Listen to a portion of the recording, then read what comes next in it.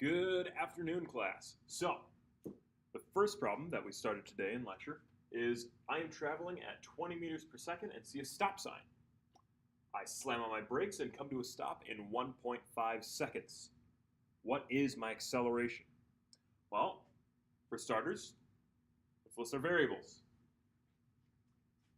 S, xi, vi, vf, a, t. And then let's list our equations, just so we can figure out which one we need to use. S equals xi plus vit plus 1/2 at squared. And acceleration is equal to velocity final minus velocity initial over t. Now, I want to write in the variables that I currently have. Okay, so I'm traveling at 20 meters per second, so I'm at the start of the problem, I'm going 20 meters per second. So that means my initial velocity is my 20 meters per second. And then I see a stop sign. I slam on my brakes and I come to a stop. Now stop, that's one of our key words. That means that our velocity at that point would be 0. So this is after our motion, so it's our velocity final. So our velocity final is 0 meters per second. And then in 1.5 seconds. Okay, great. So I have 1.5 seconds.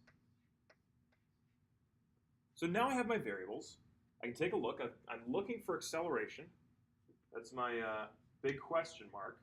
I have VI, I have VF, and I have T.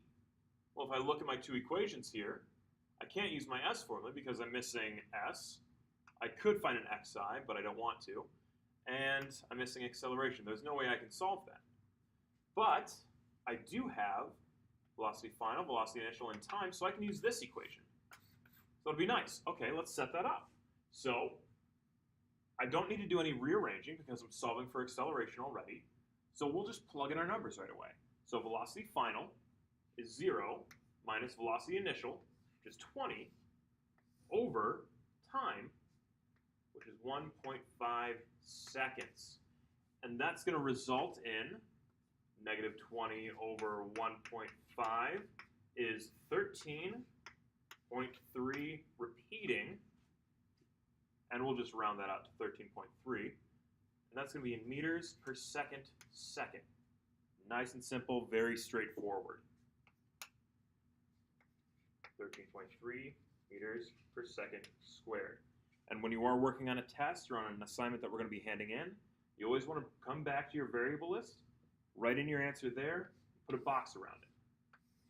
That's how we'll know that's your answer. Thanks, guys.